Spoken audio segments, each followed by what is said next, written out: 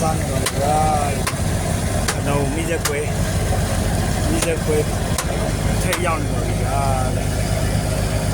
အများသမားတွေနဲ့ဒီမှာက